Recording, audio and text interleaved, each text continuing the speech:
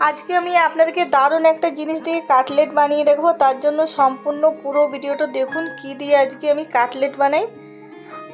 আর এই কাটলেট বানানোর জন্য আজকে দেখুন আমি কাঁঠালের বীজ নিয়েছি আর কাঁঠাল বীজের খোসা ছাড়িয়ে নিয়েছি আর ভালো করে ধুয়ে কুকারের মধ্যে দিয়ে দিচ্ছি। তার সঙ্গে একটা আলু দিয়ে দিচ্ছি আর এটা ভালো করে সেদ্ধ করে নেবো। আর আজকে কিন্তু কাঁঠাল বীজ দিয়ে কাটলেট বানিয়ে দেখাবো আর এটা খেতে দারুণ লাগে বন্ধুরা, আপনারা অবশ্যই পুরো ভিডিওটা দেখুন। আর এবারে কুকারের মধ্যে জল দিয়ে দিলাম আর 3 থেকে 4 সিটি দিলেই খুব সুন্দর সেদ্ধ হয়ে যাবে। আর এবারে দেখে নেব সেদ্ধ হয়েছে কিনা। আর দেখুন খুব সুন্দর সেদ্ধ হয়ে গেছে। আর এবারে এটা একটা ফুটো জারের মধ্যে ঢেলে দেব। আর একটা ফুটো জারের মধ্যে ঢেলে দিলাম আর জলটা ভালো করে ঝরিয়ে নেব। আর এর উপর ঠান্ডা জল দিয়ে দিচ্ছি। অনেকটাই কাঁঠাল বীজের লাল ভাব বের হয়ে সেটা ধুয়ে নিলাম আর দেখলেন কতটা লাল ভাব বের হয়েছে। এবারে আলুর খোসা ছাড়িয়ে নেব।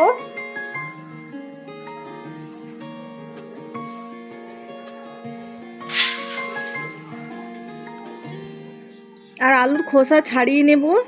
আর আলুর খোসা খুব সুন্দর ছাড়ানো হয়ে গেছে। একটা বড় পাত্রে এবারে ঢেলে নিচ্ছি কাঁঠাল বীজ আর আলু। আর এবারে একসঙ্গে ভালো করে মিশিয়ে মেখে নেব। আর এটা কিন্তু গরম অবস্থাতেই মাখাতে হবে, না হলে কাঁঠাল বীজটা শক্ত হয়ে যাবে ঠান্ডা করার পর। আর খুব সুন্দর মাখানো হয়ে গেছে। আর এবারে এর মধ্যে দিয়ে দিচ্ছি পেঁয়াজ কুচি, এবারে দিয়ে দিচ্ছি আদা রসুন কাঁচা লঙ্কা বাটা, দিয়ে দেবো জিরে গুঁড়ো,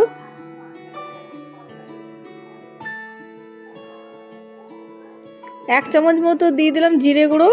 আর এবারে দিয়ে দিচ্ছি এর মধ্যে পরিমাণ মতো নুন আর দিয়ে দেবো হলুদ গুঁড়ো। আর এবারে ভালো করে মেখে নেব।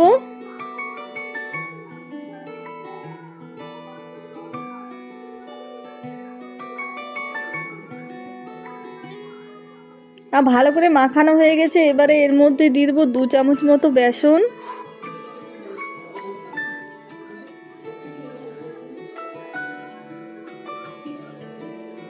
আর এবারে দিয়ে দেবো 2 চামচ কর্নফ্লাওয়ার।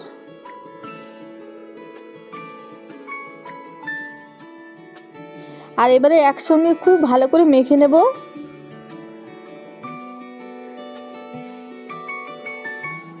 আর খুব ভালো করে মাখানো হয়ে গেছে দেখুন।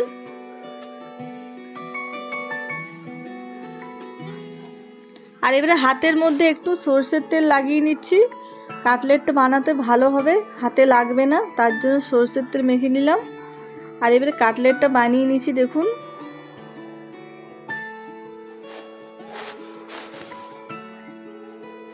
আর এরকমভাবে দেখুন বানিয়ে নিচ্ছি। আর একটা দেখুন বানানো হয়ে গেল, একইভাবে কিন্তু প্রত্যেকটাই বানিয়ে নেব।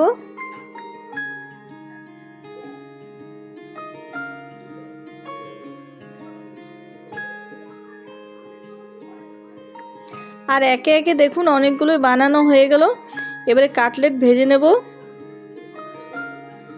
আর আগে থেকে তেল গরম হতে দিয়েছে, তেলটাও গরম হয়ে গেছে। আর এবারে কাটলেট দিয়ে দিচ্ছি তেলের মধ্যে, অল্প অল্প করে ভেজে নেব, সবটা কিন্তু একবারে ভাজবো না। আর এটা কিন্তু মিডিয়াম আঁচে ভাজতে হবে, তাহলে ভালো হবে। আর দেখুন কাটলেটটা মিডিয়াম আঁচে খুব সুন্দর লাল করে ভেজে নিচ্ছি। এবারে তুলে নিচ্ছি, একইভাবে সবটা ভেজে নেব। আর কাঁঠাল বীজের কাটলেট কে কে খেয়েছেন কমেন্টে নিশ্চয়ই জানাবেন। অনেকে তো অনেক রকম কাটলেট খেয়েছেন, কিন্তু এরকম কাঁঠাল বীজের কাটলেট যারা খেয়েছেন কমেন্টে জানাবেন। আর এটা খেতে দারুণ লাগে বন্ধুরা, যারা খাননি তারা অবশ্যই আমার এই রেসিপি দেখে বানিয়ে খাবেন। আর আজকের ভিডিও পছন্দ হলে প্লিজ লাইক শেয়ার কমেন্ট করবেন। যারা নতুন দেখছেন তারা অবশ্যই আমার চ্যানেলটা সাবস্ক্রাইব করবেন, পাশে থাকবেন। বিকেলে কিংবা সন্ধ্যার সময় চায়ের সঙ্গে খেতে দারুণ লাগে এই কাটলেট, গরম গরম। কেউ বুঝতেই পারবে না যে এটা কাঁঠাল বীজের কাটলেট। আর দেখুন সব হয়ে গেল একে একে। কমেন্টে নিশ্চয়ই জানাবেন কেমন হয়েছে।